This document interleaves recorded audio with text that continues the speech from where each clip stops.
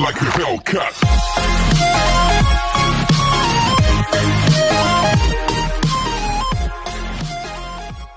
Hello guys! Welcome back to my channel. It's me, Aileen Precious. Nagbabalik po. Chika-chika, celebrity muna tayo ngayon.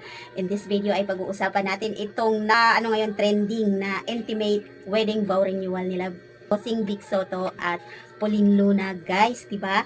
Guys, napakaganda. Sana all talaga. Mga ganitong mag-asawa nakaka-inspire, no? Yung umaabot sila ng 10 years tapos sineselebrate nila. At ang tawag pala dito, guys, ay tin or aluminum anniversary, kung di ako nagkakamali, guys. Yung yung na sila, yung matibay na, yung napaka flexible, durable at resilient na ang kanilang pagsasama. Sana all, di ba?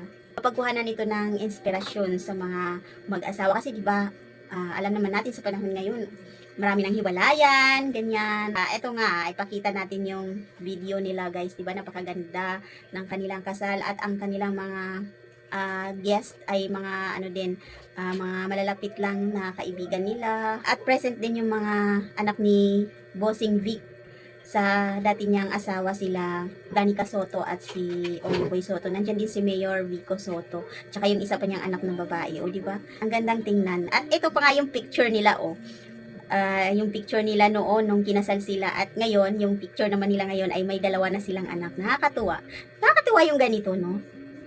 At alam nyo, guys, may interview nga ako nitong nakita, itong si Pauline Luna. Parang in-interview silang dalawa ni Bossing. In-interview sila ni Gladys Reyes. Oo, in-interview sila ni Gladys Reyes. Ang sabi ni Gladys Reyes kung nag-aaway ba, parang tinanong ni Gladys Reyes kung nag-aaway ba sila, at ang sagot ni Pauline Luna, hindi daw sila nag-aaway. O di ba? May ganun pala mag-asawa, no? Hindi nag-aaway. Sabagay, may alam din akong mag-asawa na hindi nag-aaway talaga. Yung baya ko, hindi sila nag-aaway ng kanyang misis. Hindi naman sa abnormal sila or whatever.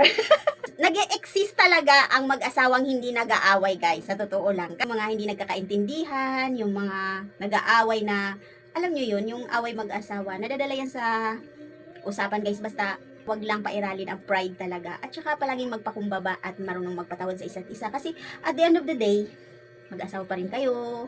O, di ba? Kayo pa rin ang magsasama at kayo yung nagsumpaan. Ayan lang, guys, chika-chika natin ngayon. Nakaraan ay renewal din kami ng aking asawa ng aming silver wedding anniversary. Nag-renew ng aming wedding ring, nag-renew ng aming vows. Kaya saludo ako sa mga mag-asawa na matibay talaga, as in sinasapuso talaga nila yung kanilang pangako sa isa't isa. Yan, mabuhay tayong lahat. At saka sa mga mag-asawa din na hindi pinalad yung kanilang pagsasama, sana maging maayos din ang lahat. Lahat naman nadadala sa dasal.